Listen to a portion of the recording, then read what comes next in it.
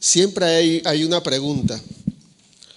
Una pregunta que sucede mucho en Navidad es, ¿qué voy a regalar? ¿Qué hay de regalo para mí también, no? Por lo menos los niños siempre están, ¿qué me tienen de regalo? Y la pregunta es, todo se gira en torno al regalo, ¿no? Porque el consumismo ha invadido o ha ocupado o se ha hecho presente muy fuerte en lo que es la festividad. Y entonces la pregunta recurrente siempre es acerca del regalo, ¿no? ¿Qué regalo voy a recibir? ¿Qué regalo le voy a comprar a mi hijo, a mi hija? Y esas eran las preguntas más frecuentes que hay. Y por eso, bueno, esta es nada más la introducción, pero por eso es que a esta palabra yo le puse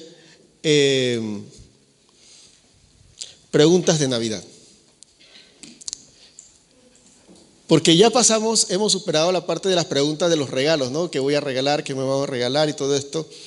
Y el sistema del mundo ha llevado y está manipulando de una forma sutil todas las mentes y todas nuestras conductas, que se ha infiltrado en medio del cristianismo con una pregunta que se ha empezado hace un par de años atrás y cada vez agarra más fuerza, y sobre todo entre los cristianos.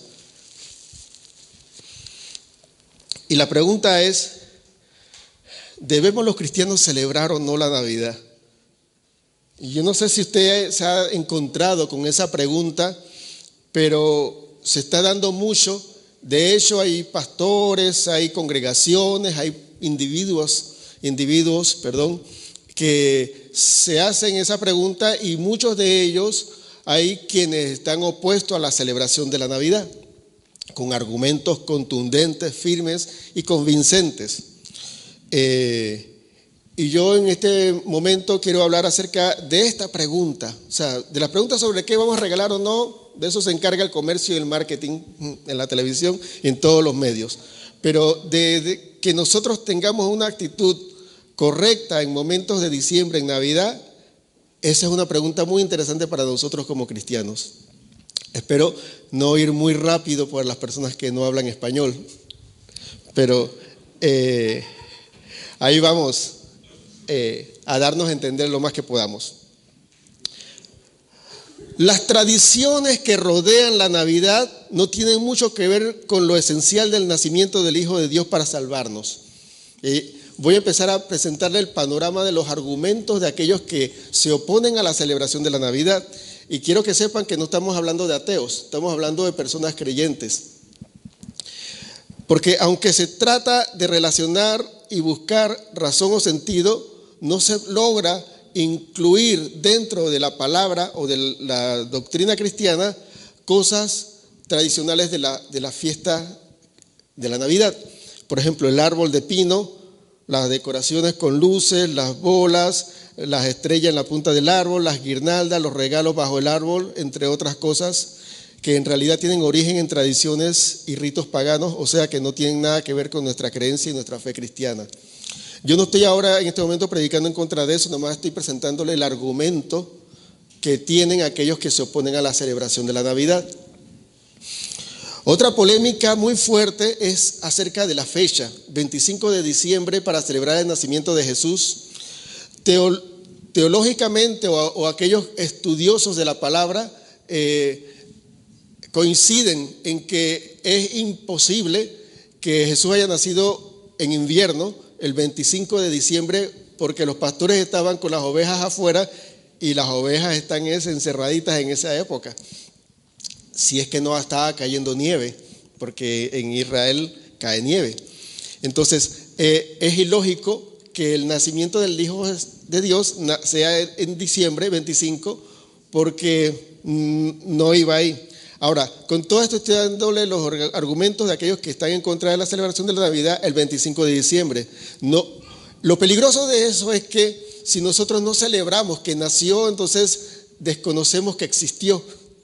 Y lo ponemos a un lado y lo vamos sacando poco a poco. Y esa mentira se ha infiltrado mucho en la comunidad cristiana, y de una manera inconsciente o sin darse mucho cuenta, muchos están cayendo en eso y sin querer están quitando al principal protagonista de nuestra vida y nuestra fe cristiana y lo ponen a un lado. O sea, hay que tener mucho cuidado con eso. No estoy diciendo que sigamos a hacer todas las cosas que hemos hecho inconscientemente. Seamos conscientes de las cosas, pero seamos mucho más conscientes de la intención del enemigo para cambiar nuestra fe.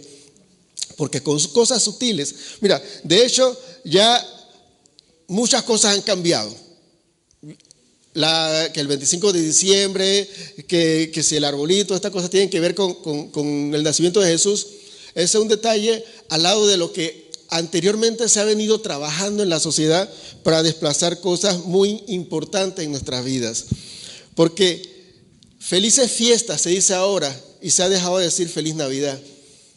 Y Navidad se trata del nacimiento del Hijo de Dios y fiesta es fiesta cualquiera. O sea, nos han quitado la importancia y no nos hemos dado cuenta.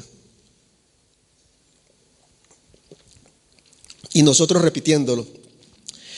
¿Qué decirles de que Papá Noel, Santa Claus, San Nicolás o como lo quieran llamar en el área de donde usted viene, ha reemplazado a Jesús?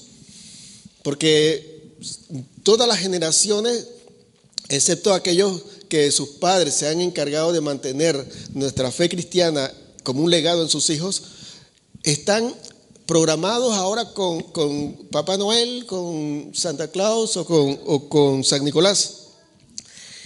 Y los regalos de los niños es el foco principal de la Navidad y no el regalo que Dios nos dio a nosotros a través de su Hijo Jesucristo.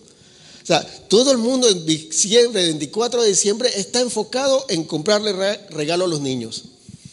Y como decía yo, estaba viendo unas prédicas que tuvimos hace 2 años, las primeras prédicas de Navidad de Casa de Esperanza. La Navidad se trata de Jesús, no del regalo a los hijos, a los niños. Y hay que tener mucho cuidado de que nosotros nos desenfoquemos o nos enfoquemos 100% en estar nada más afanados con el comprar. Porque de verdad, ¿qué pasaría si nosotros no le compramos el regalo a los niños? Es un caos en la casa, ¿no? Es como que la tragedia mundial. El consumismo ha reemplazado el momento de reflexión, porque los Black Friday, las fuera de temporada, ustedes se dan cuenta, hoy domingo, tanto en Suiza como recuerdo en mi país, el comercio abría hasta las 6 de la tarde, 7 de la tarde, en Panamá abre hasta las 10 y 11 de la noche y todo llenísimo, abarrotado, porque todo el mundo está en consumismo y absolutamente nadie en reflexión. El 25 de diciembre, o por lo menos el nacimiento de Jesús, era un momento de reflexión, no de salir desesperado a comprar algo o ver si hay una oferta. De hecho, hay una trampa ahí con estas cosas, no sé si ustedes se han dado cuenta, pero yo que estudié mercadeo, y por lo menos tiene que ver mucho con lógica, cuando a mí me venden algo al 70% de descuento, me han estado robando todo el tiempo, porque si en el 70% le están ganando todavía, o hay algo que está ahí que no está funcionando en la matemática de mi cabeza. Y 2 cosas finales, aunque hay muchas más para seguir avanzando, de las cosas que se han reemplazado. Salir a festejar se ha reemplazado por la reunión familiar. No sé si usted recuerda, por lo menos aquellos que son de mi época. Yo nací en el 65, así que los que se sientan identificados no levanten la mano, nada más. Confírmenlo en su corazón. En 25 de diciembre era una cena familiar. Todos estábamos juntos, cenábamos juntos y después a la cama. Aquí yo creo que, aquí, a nivel mundial, casi no llegan las 12 cuando todos los hijos nuestros, después de los 14 años aquí y después de los 17 años en nuestros países latinos, ya están en la discoteca, ya se fueron porque están con los amigos, porque qué aburrido estar con los padres. Entonces todo el festejar reemplazó la reunión familiar. Y lo último que nos ha llegado a nosotros, ya para avanzar enseguida de lleno con las cosas muy, muy importantes que queremos hablar, y es que criticar a quienes celebran a Jesús ha reemplazado el compartir el amor de Jesús. Porque ahora lo triste es que dentro de la iglesia, dentro del grupo de los cristianos, están ahora las 2 partes, los que celebran y los que no celebran. Y los que no celebran critican a los que celebran. Y eso se parece un poco al problema que tenía Pablo en Corintio, en la primera carta de los Corintios, que estaban, no, yo soy de Pablo, yo soy de Cefas, yo soy de Apolos, no, yo celebro, no, yo no celebra. Y ha creado una división en nuestra iglesia con que los que celebran y los que no celebran. Y créanme que los que no celebran no se han dado cuenta de que han entrado en un juego del diablo para desplazar a Jesús del medio, y con argumentos bíblicos han sustentado su razón de no celebrar el nacimiento de Jesús. De hecho, tienen muchas cosas razón, pero lo peligroso de eso es que cuando tú empiezas a quitar a los protagonistas principales de la escena de tu vida agarra otro rumbo completo. Mi vida sin el protagonista principal después de Dios, de Jesucristo, es mi esposa. Esa es mi protagonista principal, la actriz estelar. Si la quito de mi vida es otra cosa. No es que sea un caos, ¿no? Es otra cosa. Yo me voy para otro rumbo, hago otra cosa. No estuviera en Suiza, estuviera haciendo quizá cualquier otra cosa, porque es que mi vida con ella es la que tiene un sentido y una orientación y una dirección, porque hemos entendido que Dios nos unió para usarnos de una forma especial. Y si no está ella, ese complemento no está ahí, entonces, créanme, yo agarro otro rumbo. Y si quitamos a Jesucristo de la escena, créanme que el cristianismo empieza a agarrar otro rumbo. Y nosotros no nos hemos dado cuenta, pero lamentablemente muchos estamos en un juego que Satanás ha orquestado muy sutilmente, y le va bien en su juego. Le va bien porque tiene muchos cautivos en eso. Si bien no nació Jesús el 25 de diciembre, ni tiene nada que ver el árbol, las campanas, las velas, las luces, las guirnaldas, los regalos a los niños, etc. La Navidad es una de las mejores oportunidades para compartir el inmenso amor de Dios por nosotros, por medio de Jesucristo y su nacimiento para nuestra salvación. Ok, tengamos claro, Jesús no nació el 25 de diciembre, es verdad. El árbol no tiene nada que ver con el nacimiento de Jesús, las luces, las guirnaldas, la corona esa que ya está en un concurso de coronas de Navidad y todo esto, no tiene nada que ver con el nacimiento de Jesús. Pero sí, esta es la mejor oportunidad de compartir el amor de Jesús. Es la mejor oportunidad que tenemos nosotros para hablar a la gente de Jesús, porque se trata de Jesús. El origen de esta fiesta es Jesús. Y nosotros, si nos ponemos a debatir de que fue o no la fecha en que nació Jesús, si nos metemos en esa disputa, perdemos la oportunidad de hablar a la gente del amor de Jesús y nada más convencer a todo el mundo que no fue la fecha. ¿Y qué sentido tiene eso? Al final todo el mundo quedó convencido que no es la fecha. ¿Y qué? ¿Qué gano yo con eso? ¿Cuántas almas salvé? ¿Cuántas personas se reconciliaron en sus hogares? ¿Cuántas familias se fortalecieron? ¿Y cuántas almas fueron rescatadas de su vana manera de vivir? Es cuestión de aprovechar las oportunidades y estar presto y no permitir que el enemigo agarre y nos lleve como niños ingenuos, inocentes, en un camino sin fin. Porque no tiene sentido pelear si el árbol es no. O sea, yo pongo un árbol de Navidad en mis redes sociales y me empiezan a criticar como si pastor y tengo un árbol que es pagano. O sea, ¿qué tiene que ver? Miren, tiene que darse cuenta que es un momento donde la gente tiene una cierta sensibilidad en cuanto al amor de familia y a agarrar por ahí. Nada más como un tips, le doy otras oportunidades. El Día del Padre. El Día del Padre es una preciosa oportunidad de hablar acerca de Dios como Padre. Porque con los malos ejemplos que tenemos nosotros alrededor del mundo de malos padres o de padres que no merecerían llamarse padre, nosotros podemos sacar una carta abajo de la manga y decir, pero hay un verdadero Padre que nos ama. Y créanme que mucha gente está esperando escuchar que existe un Padre de verdad, porque muchos hemos crecido sin padres. Y es importante que aprovechemos la Semana Santa. La Semana Santa, que si los católicos, que si esto, aquello, que si lo otro, que si la idolatría, es la oportunidad de hablar acerca de por qué murió Cristo en la cruz del Calvario.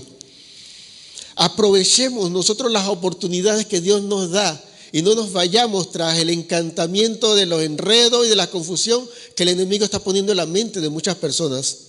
La Navidad es una de esas oportunidades. La Navidad es para aprovechar, hablar de Dios, para aprovechar, hablar de Jesús. Hay preguntas más interesantes que hacerse si nació el 25 o no, si el árbol es o no es de motivo de la celebración de la Navidad. Yo tengo un par de preguntas que vamos a resolver y vamos a estar compartiendo, y le voy a poner aquí las preguntas para que por lo menos se mantenga la pregunta en la mente de las personas. Por ejemplo, ¿por qué eligió Dios a José y María para ser los padres de su hijo Jesús? No sé si alguna vez tú se lo has preguntado. O sea, qué privilegio más grande, pero ¿cómo lo escogió a ellos? ¿Pero por qué? También es, ¿por qué nace Jesús en un pesebre? ¿Por qué el Hijo del Dios Todopoderoso, Creador del universo, nace en un pesebre? ¿Por qué el Dios que tiene el control de todas las cosas se le escapó de que en el mesón iba a quedar todo lleno ese día? Y se le pasó a Dios eso. A Dios no se le pasa nada, Dios tiene todo calculado. Y la pregunta es, ¿por qué nació el Hijo de Dios, del Dios Todopoderoso, en un pesebre? No sé si se lo han preguntado. Una importante, no sé si ustedes alguna vez se lo ha hecho, es por qué a Jesús se le llama el Cordero de Dios. ¿Qué significado tienen el oro, el incienso y la mirra regalado a Jesús por parte de los magos de Oriente? De ahí aclaramos un poquito algunas cosas. No son reyes magos, no eran tres tampoco, ni tampoco se llamaban Melchor, Gaspar y Baltasar. Tampoco uno era morenito, el otro era chinito y el otro era blanquito. O sea, eso se creó en el siglo V a través de un pintor que dice oro, incienso y mirra son tres, como lógica, ¿no? Y entonces venían de Oriente y si tenía oro, incienso y mirra, tenían oro, entonces tenían mucho dinero, eran reyes. Entonces eran reyes magos. Entonces empieza a tergiversarse toda la palabra y empezamos nosotros a celebrar de que los tres reyes magos, Melchor, Gaspar y Baltasar, vinieron a darle al niño Jesús el oro, incienso y mirra. Y eso nada más tiene como el 20% de la verdad. No eran tres, no se llamaban así, no eran de ese color. Simplemente la Biblia dice que eran simplemente magos de Oriente. Otra versión dice sabios. Eran aquellas personas que estudiaban las estrellas, astrólogos, como dicen astrónomos, etcétera. Lo importante es que no eran como Walter Mercado, a los que conocen Walter Mercado, ¿no? No sé, algunos de Latinoamérica. Eso que dan el horóscopo, que son confundidos de su cabeza, por decir algo decente. Simplemente eran estudiosos y a través de los astros, a través de las señales, ellos asimilaban y entendían muchas cosas y se le entendía a ellos como magos y como sabios. Me he adelantado bastante ahí porque es que de verdad esos tres reyes magos están metidos ahí de una forma que la gente no lo ha discernido y nos meten a nosotros, como dice un dicho, gato por liebre y nosotros felices. Sí, los tres reyes magos. Vamos con lo primero. ¿Por qué eligió Dios a José y a María? A ver, ¿ustedes se preguntaron eso algún día? Porque yo les voy a decir, no se preocupen. Nada más cuando les pregunto es nada para reflexión y para que ustedes le encuentren el sentido a lo que yo voy a estar hablando. Miren, José y María fueron elegidos por Dios, pero fue elegido desde antes de que pasara todo esto, porque Dios, que es Dios eterno, Él sabe todo lo que va a pasar, todo lo que pasó y lo que está pasando, Él preparó todo eso. Entonces, nada más para darle unos datos importantes, José viene de la descendencia del rey David. Entonces, el hijo de David, del linaje de David, venía el Salvador. Y el linaje de José, o la descendencia o la ascendencia de José, ascendencia porque de dónde viene, la pueden encontrar ustedes en Mateo capítulo 1 al 16, capítulo 1, del versículo 1 al 16. Pero algo interesante es María. María, le puede encontrar más información en libros históricos que en la Biblia, porque se habla muy poco de María en la Biblia, pero en la historia está registrado muchas cosas de María. Y de hecho lo que se puede encontrar asumiendo y teniendo mucho detenimiento y discernimiento en cuanto a la lectura de la Biblia, en Lucas capítulo 3, versículo 23 al 38, que habla de la genealogía de Jesús también, hablan de la ascendencia de María, aunque al final se dice de que Elí, era el padre de José, pero Mateo dice que Jacob era el padre de José. ¿Qué pasa con esa parte ahí?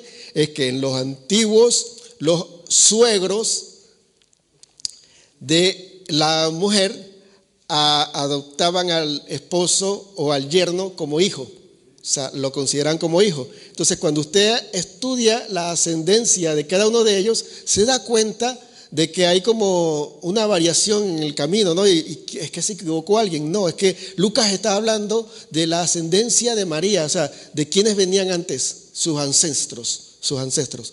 Y Mateo, como judío, hablaba acerca de José, porque los judíos siempre estaban nada más con la parte masculina, el hombre, el varón.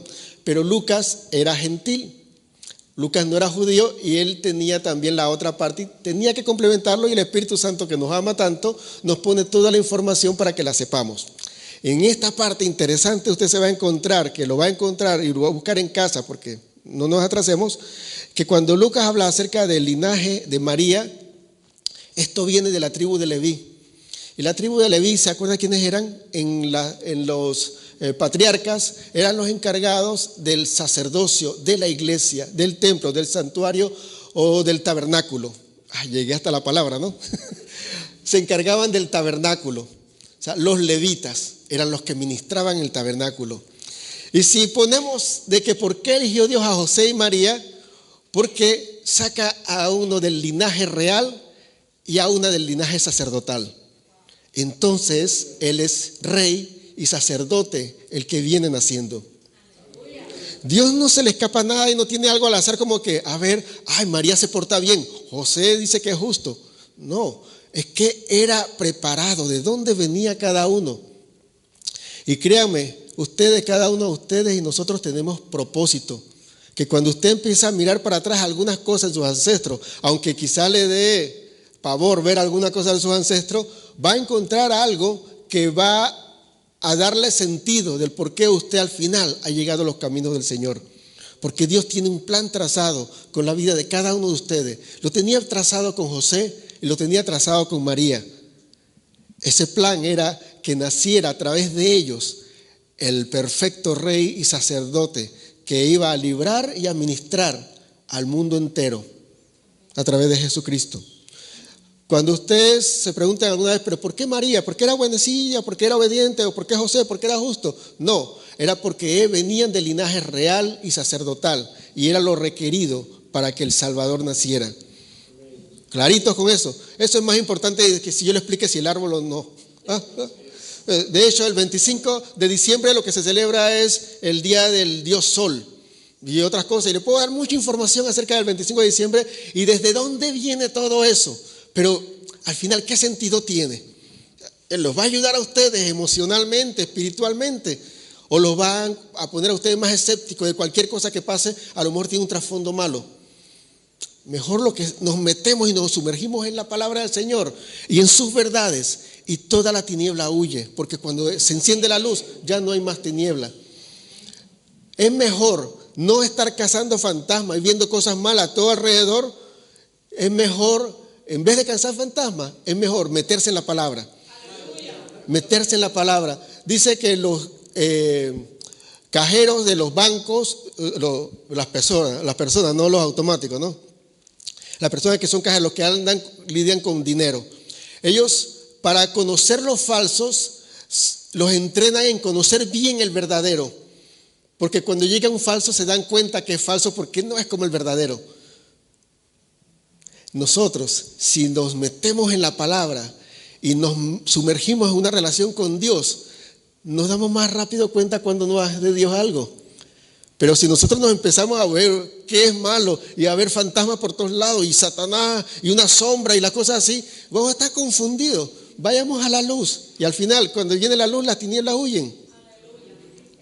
La vida es fácil, ¿verdad? No la compliquemos. Otra pregunta importante y es, ¿por qué nace en un pesebre el Hijo del Dios Todopoderoso? No tiene sentido. Mira, si es el Hijo de Dios, Dios tenía que haber preparado ese hostal, ese mesón, ese hotel, 5 estrellas. No existía Dubái todavía para que hubiera el de 6, pero así, con todas las extras, porque es el Hijo de Dios, el Rey, porque es el Dios encarnado, el Todopoderoso. Tiene que nacer en una cuna de oro, tiene que nacer con todas las sábanas de seda, tiene que haber la mejor experta en partería en esos tiempos. Pero nació en un pesebre. Y si nació en un pesebre, ¿con quién nació? ¿Rodeada de quién? De animales. Y después lo fueron a adorar, ¿quiénes? Los pastores. ¿Con quién? Con las ovejas. Más animales. Los reyes vinieron después, pero después del nacimiento vinieron los pastores con las ovejas. O sea, porque se rodeó de animales. Se rodeó de animales. Pero el hijo, y después vinieron los reyes. No, vinieron los magos, no eran reyes. Vinieron los magos de Oriente, los sabios de Oriente. El Hijo del Dios Todopoderoso nace en un pesebre porque no vino a reinar sobre los pecadores, más bien vino para ser sacrificado, para morir por la humanidad y para que por medio del sacrificio pudiéramos ser salvos de la condenación eterna debido a todos nuestros pecados. Juan 3:16 dice, porque de tal manera amó Dios al mundo que dio a su Hijo unigénito para que todo aquel que en Él crea no se pierda, sino que tenga vida eterna. No dice que de tal manera Dios nos amó que nos bendijo con todas las clases de bendiciones materiales, ni que estuviéramos en abundancia. De tal manera Dios nos amó que no íbamos a tener ningún problema. De tal manera Dios nos amó que no íbamos a tener enfermedad. De tal manera Dios nos amó que no íbamos a morir en un accidente trágico como mueren los otros impíos. No, dice que de tal manera Dios nos amó que dio a su Hijo para que no nos perdamos. Perderse tiene que ver con que la paga del pecado es muerte. Perderse tiene que ver con que tanto Dios nos amó que nos salvó del infierno, que nos salvó de pagar justamente nuestras acciones y nuestros pensamientos, nuestras palabras y nuestro proceder. Porque dice en Romanos, no hay bueno ni aun uno, así que no se crea a nadie como que yo no he matado a nadie. Todos merecemos el castigo, pero tanto Dios nos amó que mandó a su Hijo a morir por nosotros para que nosotros no muramos y para que tengamos vida eterna junto con Él y no muerte eterna. Entonces, esta es la primera parte de por qué nace en un pesebre el Hijo de Dios, pero todavía no agarra mucho sentido. Dios estableció en Génesis, vamos profundo, usted lo que va a tener que apuntar porque, o si no, bueno, yo después a los que ven en YouTube les mando toda la información también, así los obligo a que lo vean. Dios estableció en Génesis 3:21, cuando la mujer y el hombre le fallaron al pecar por desobediencia, un sacrificio de un animal para cubrir su desnudez, para cubrir su vergüenza. ¿Qué pasó con Adán y Eva cuando pecaron, cuando le fallaron al Señor, cuando desobedecieron? ¿Qué fue lo primero que pasó? Se dieron cuenta que estaban desnudos, se dieron cuenta de su desnudez, se dieron cuenta de su vergüenza. ¿Qué hizo Dios en Génesis 3:21? Dice que lo cubrió con pieles de animales. Pero entonces, ¿qué pasó con el animal? Pues lo mató. Dios sacrificó un animal inocente que no tenía que ver nada con el fruto, ni con la manzana, por si acaso creen que es manzana. Y lo mató para cubrir el pecado de este. Y el animal, si hablara como la serpiente que hablaba, hubiera dicho, pero ¿por qué yo? Y me va a quitar la piel ahí. O sea, muerto. Entonces, ahí se estableció la forma en la cual nuestros pecados serían cubiertos, nuestra vergüenza sería cubierta. Fue derramamiento de sangre. Un animal murió para cubrir la desnudez de Adán y Eva. Y esa es una de las razones principales por qué nació Jesús en un pesebre. Todavía no tiene mucho sentido, seguimos. Luego Dios estableció en Levíticos capítulo 4 como ley que el sacrificio de un animal inocente cubra las faltas del ser humano. Lo estableció con el pueblo de Israel. Ok, algo muy importante. Esto lo estableció con el pueblo de Israel para que a través de una raza que tuviese una relación más cercana con el Dios Todopoderoso, llegara su hijo a nacer. En Levíticos 4, Dios estableció el sacrificio de un animal inocente para pagar los pecados del pueblo de Israel. En ese momento empezó Dios a crearle conciencia a ese pueblo de que sus pecados van a ser limpiados por un sacrificio. Nadie sabía nada, estaba el mundo viviendo en Levítico. Cuando el mundo vivía en Mateo, en Juan, Marcos y ¿cuál es el otro? Mateo, Marcos, Juan, Lucas. Ya algunos, porque lamentablemente algunos tienen el sentido entenebrecido o obstruido, muchos se dieron cuenta, el sacrificio, porque como dice Pablo en Corintios, todas las cosas anteriores son un reflejo de las por venir. De hecho, nuestra vida aquí es un ensayo de la eternidad. Así que una buena noticia que le voy a dar a cada uno: quien se aburre en la alabanza se va para el infierno, porque en el cielo va a haber alabanza y adoración día y noche. Así que váyanse acostumbrando a que la alabanza es buena, que nos gusta y que adorar a Dios es lo mejor. Entonces, Jesucristo, basta. No. Vamos a adorar a Dios por la eternidad y eso va a ser un agradecimiento en nuestro corazón porque al fin llegamos al lugar donde queríamos llegar y estar. Todavía estamos bastante cerca de por qué nació Jesús en un pesebre, ¿no? Ok, porque era necesario el sacrificio y todo lo que yo estaba hablando desde el Génesis Levítico y hasta acá estamos hablando de animales. Y es que la segunda persona de la Trinidad, Padre, Hijo y Espíritu Santo, la segunda, Jesús, no vino en esplendor y gloria, sino que vino como un cordero para ser sacrificado y así salvarnos. Filipenses capítulo 2, versículos 5 al 8. Dice: el que era igual a Dios no estimó el ser igual a Dios como algo a que aferrarse, a decir, yo soy un siervo del Señor, yo soy el Hijo de Dios. No vino así, sino que se humilló. La primera forma de humillación, muchos no la han entendido. La gente cree que la humillación de Jesús fue en la cruz.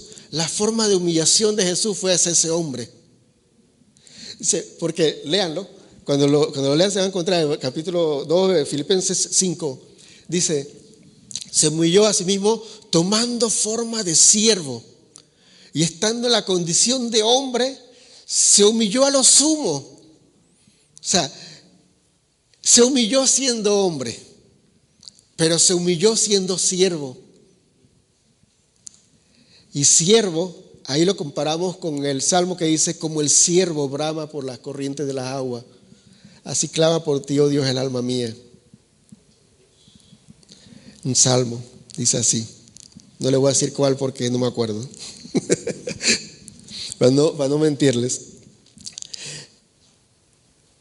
Estando en la condición de siervo, de un animal inocente, de una oveja llevada al matadero, como dice en Isaías, de un cordero que no abrió su boca, que enmudeció. Isaías también lo dice así. Y es que Jesús no nació en un palacio porque vino como un cordero. Así que por eso es que nació en un establo donde nacen los corderos. La gente no entendía que quienes van a ver el nuevo animal que acaba de nacer son los pastores. Porque si él hubiera venido como rey de reyes y señor de señores, van los sumos sacerdotes y los instruidos en la ley, los escribas, todos aquellos que entendían la ley, las profecías y todo esto, hubieran ido ahí.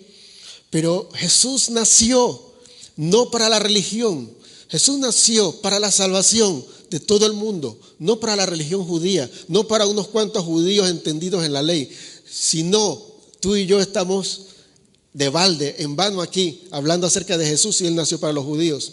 Él nació para todos. Ese versículo de Juan 3:16, que mucha gente conoce, no sé si lo han sacado a conclusión, que Jesús se lo dijo a un estudioso de la ley, a Nicodemo. Porque de tal manera amó Dios al mundo. Esa era parte de la conversación de Jesús con Nicodemo, un estudioso de la ley. Y lo curioso, que al estudioso de la ley, en el capítulo 3, o sea, apenas empezando el misterio de Jesús, ya él le dijo: yo vine para el mundo entero y no para los judíos solamente. Porque dice, de tal manera amó Dios a los judíos, al mundo entero, para que o para que los religiosos, no, para que todo aquel que en él crea no se pierda, mas tenga la vida eterna. Estableció el plan de salvación para el mundo entero, porque él, como un cordero, nació en un establo para el mundo entero, y morir por ti y por mí. Porque igual que el sacrificio que nuestro Padre Celestial hizo en Génesis 3:21, asimismo él necesitaba ser sacrificado para cubrir nuestra vergüenza. Porque así como en Levíticos 4, que moría el cordero por los pecados del pueblo, él tuvo que morir por nuestros pecados. Porque así como el cordero de Dios tenía que nacer entonces en un establo. Ningún animal nace en un hotel. Jesús vino como cordero. Y la pregunta que está ligada a esta es: ¿por qué a Jesús se le llama el cordero? Yo creo que esto lo hemos respondido un poco en el trayecto de por qué nació un pesebre, pero de todas formas vamos a aclarar un poco más. Y es que el cordero de Dios, o sea, Jesús es el cordero de Dios porque su misión fue salvarnos de forma espiritual y no fue venir a condenarnos, pues ya nosotros estábamos muertos en pecado, estábamos en sentencia de muerte. Así que él vino específicamente a morir. La primera vez que se le llamó a Jesús el Cordero de Dios fue en Juan 1:29, que fue Juan el Bautista. Para aclarar un poco, Juan, el que escribe el Evangelio, es Juan el discípulo, y Juan el Bautista es otro, el primo de Jesús. Después hablamos acerca de las cosas de la familia. Pero Juan el Bautista fue el primero que llamó a Jesús, que dice: he aquí el Cordero de Dios que quita el pecado del mundo. Nuevamente, siempre. Y a mí es mi preocupación a veces, es que como en los tiempos de Jesús, como en los tiempos del Antiguo Testamento, Dios esté hablando tanto y nosotros no hemos entendido muchas cosas. Procuremos conscientemente de comprender y entender lo que Dios habla en nuestra vida y en nuestro corazón. Y no lo tomemos tan a la ligera como: sí, cordero. ¿Por qué le dicen cordero? No sé, pero es el cordero que quita el pecado del mundo, porque se estableció para la limpieza de los pecados, para quitar los pecados del pueblo, que un cordero muriese. Jesús tenía que ser entonces el cordero. Jesús en su misión, eso está en Efesios 2:1, la sentencia de muerte de la cual nosotros estábamos condenados. Jesús fue, es y será siempre el sacrificio perfecto por y para Dios por nuestros pecados. Esto está para escucharlo con mucha calma. Jesús fue, es y será siempre el sacrificio perfecto por y para Dios por nuestros pecados. Voy a explicar un poco. ¿Por qué fue el sacrificio perfecto por y para Dios? Porque Él lo mandó, y porque es para Él. Dios Él controla todo. Así que usted nada más, bleiben ruhig, manténgase tranquilo, por lo menos para que entiendan una parte, ¿no? Manténgase tranquilo, que Dios tiene el control de todo. Él provee y Él recibe. Eso pasa en nuestra vida. Todo en nuestra vida es un círculo. No es un círculo vicioso, pero es un círculo perfecto con Dios. Dios nos provee a nosotros de todos los recursos para que nosotros proveamos para la obra de Él. Dios provee para nuestra vida tiempo, salud y vida para que nosotros proveamos nuestro tiempo, nuestra vida y nuestra salud al servicio de Él. Todo, un secreto, todo lo que Dios nos da es para dar. Si no, nos quedamos obesos espirituales y nos morimos de sobrepeso. Ese sí se muere la gente. Pregúntenle a Elí, el padre, el sacerdote en los tiempos de Samuel, que de tanto pecado estaba gordo y de la gordura se cayó y se desnucó.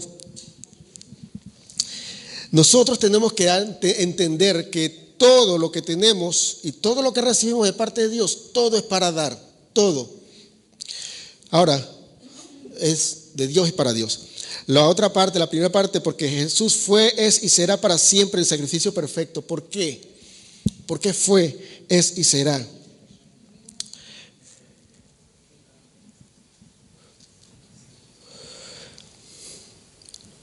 Porque las características de eternidad y omnipresencia de la Trinidad de la cual Jesús forma parte lo hacen perfecto para que en un solo sacrificio pueda expiar los pecados de nosotros hoy, más de 2000 años después. Es perfecto porque Jesús es eterno. Porque Jesús, igual que el Padre, el Hijo y el Espíritu Santo, viven en la eternidad. Y su sacrificio es constante. Hace 2000 años, hoy todavía. Porque de otra forma, si fuese mira, en el Levítico 4 saliera que el sacrificio por los pecados del pueblo era anual. O sea, el otro año, los pecados del otro año no tenían nada que ver con el cordero que mataron el año pasado. Ahora imagínate, ¿qué tendría que ver nuestros pecados con el Cordero de Dios que murió hace 2000 años? Estamos listos para la olla, para el infierno. Hay una cosa muy importante y es que nosotros tenemos que entender que no podemos traer a Dios a nuestra mortalidad y a nuestra humanidad. Dios o Jesús es eterno y Jesús es santo. No tiene nada que ver con nosotros. Tratemos de no ser engañados con eso de comparar de que Jesús se le olvidan las cosas, de que Jesús por maldad te deja que te quedes un rato más en una miseria o en una situación mala. Jesús se le olvidó y se le pasó hoy, ¿verdad? Que esta mujer estaba en peligro y ahí se murió. ¿Y ahora qué vamos con ella? No sé. Dios no tiene un plan B, porque Él en la eternidad controla todo. Por eso el sacrificio de Jesús fue perfecto. Por eso Jesús se le llama Cordero y el Cordero de Dios, el Cordero, el sacrificio perfecto. Cuando ustedes escuchan acerca del Cordero, Lamb, es el Cordero de Dios, es porque la misión de Jesús en la tierra fue limpiarnos de nuestros pecados, cubrir nuestra vergüenza.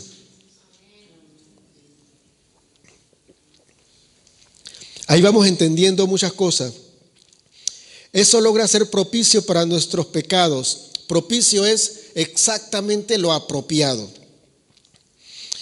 Pasados, presentes y futuros, tanto tus pecados evidentes como los que solo nosotros sabemos en nuestro corazón.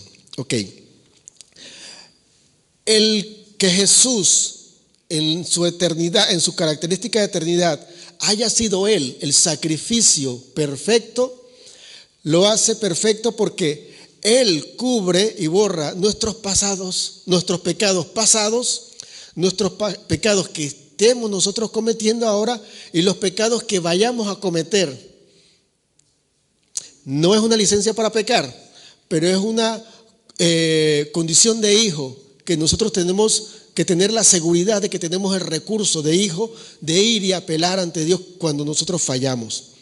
Y quiero que sepan algo, pecar no es solamente matar, violar, robar, cosas groseras.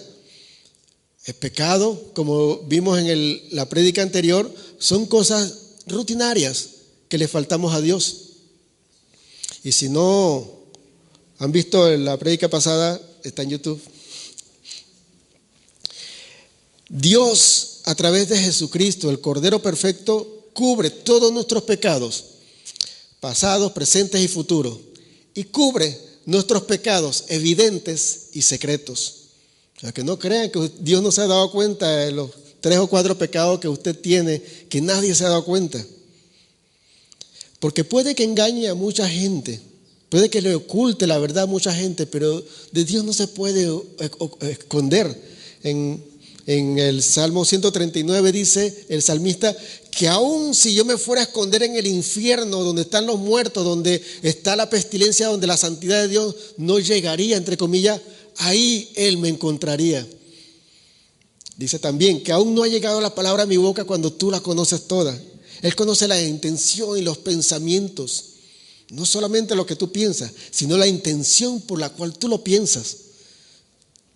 Y si no está correcto, es pecado.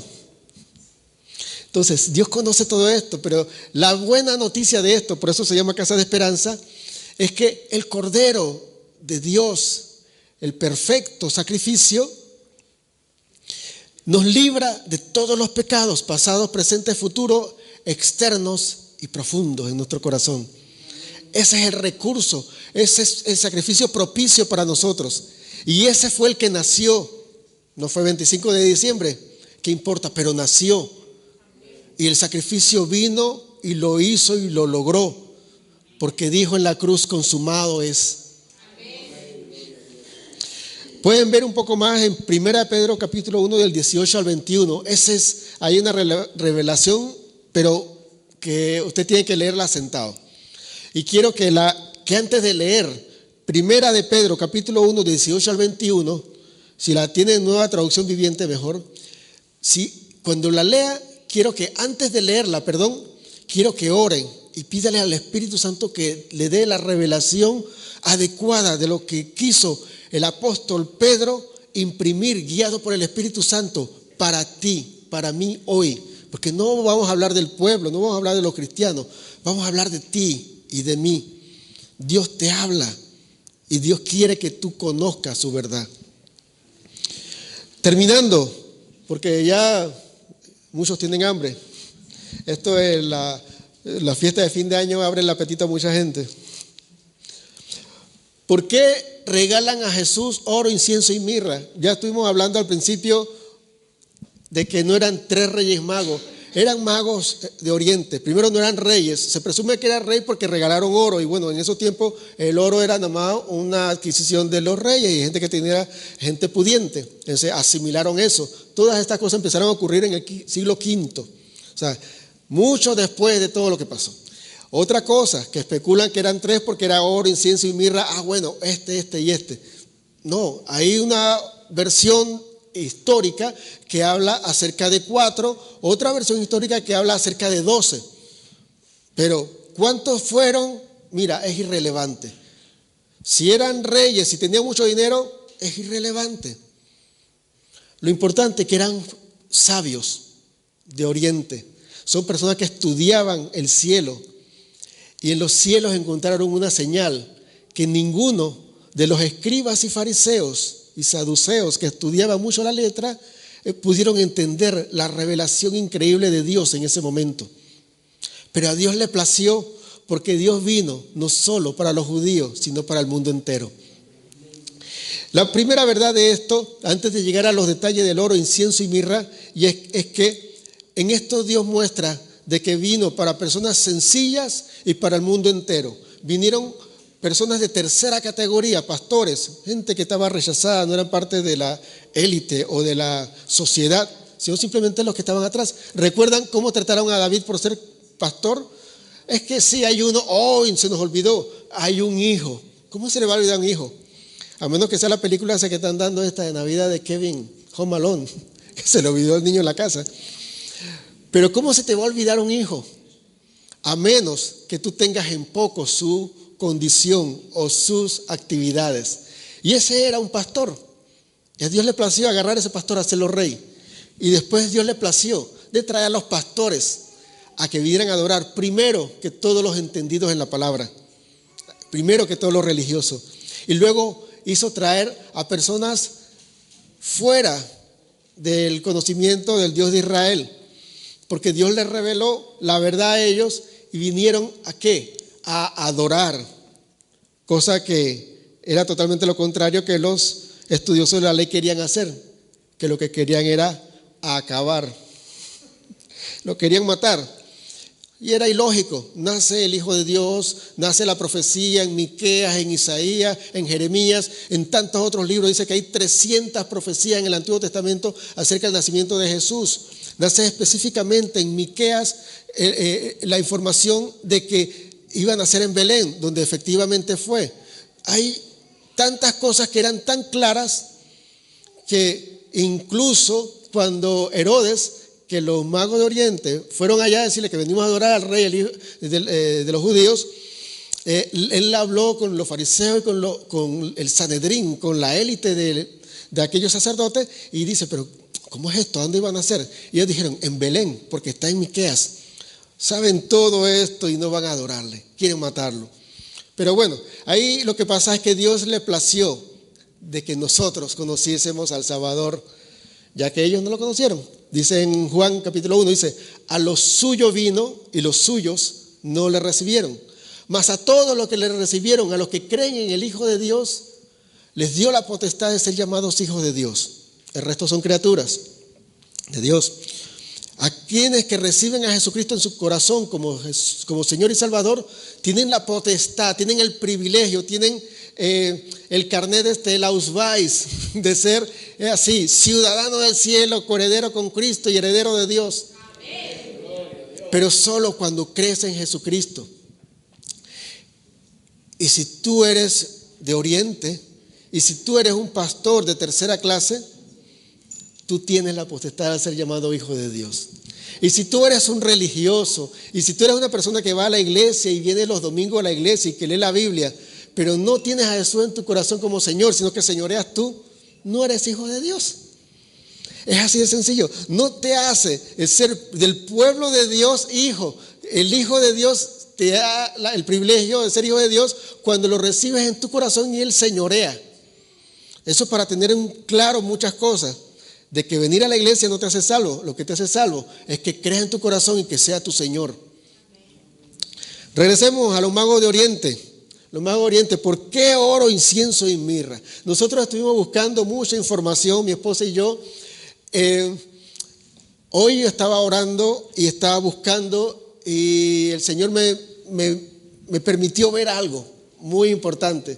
De muchas cosas que yo encontré del simbolismo del oro, incienso y mirra, yo encontré algo muy interesante y es que el oro realza la realeza, el incienso, el sacerdocio y la mirra, el sufrimiento.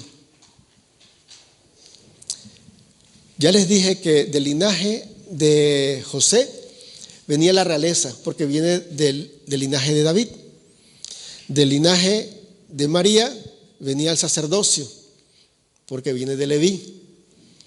Pero de la dirección y de la misión de Dios, Él venía como cordero para un sacrificio.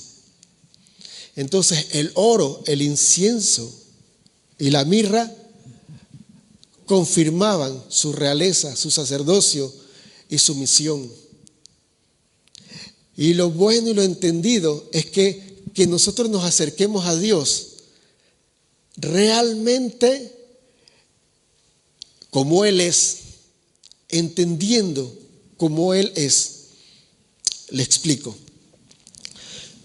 Si los magos de Oriente llegaron con oro, incienso y mirra, llegaron reconociendo, eres rey, eres sacerdote y eres el cordero perfecto para el sacrificio. Que nos acerquemos a Dios entendiendo quién es Él.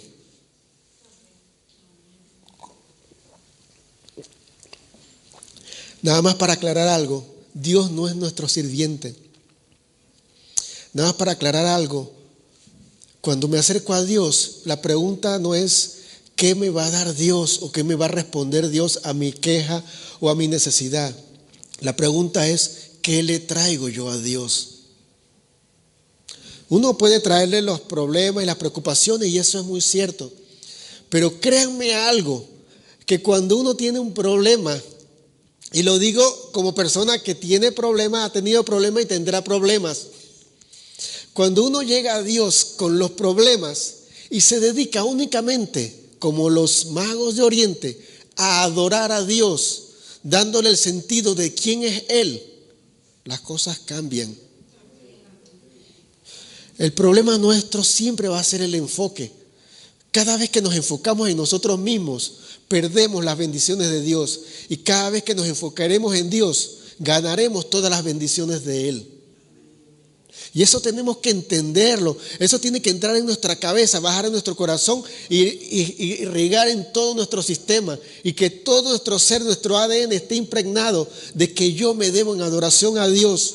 Si los magos de Oriente, que ni siquiera conocían nada de la palabra, nada de los caminos del Señor, o tenían mucha idea, por eso lo hicieron, vinieron a adorar a Dios con el sentido de quién era. ¿Por qué nosotros venimos ante Dios como si Él fuera la farmacia cuando nos aqueja algo? ¿Por qué venimos a Dios como si fuera simplemente ese psicólogo que va a escuchar todas nuestras quejas y nosotros no vamos a escuchar nada de lo que Él pide? Nosotros tenemos que venir a Dios con oro, incienso y mirra. Hacer de Dios mi rey, hacer de Dios mi sacerdote y hacer de Jesucristo mi sacrificio perfecto. Reconocer que Él murió por mis pecados y entenderlo. Y si yo entiendo que Él murió por mis pecados, ¿saben qué va a pasar en mi vida? Yo voy a procurar no pecar más, porque eso le costó su sangre, porque ese sacrificio no fue fácil.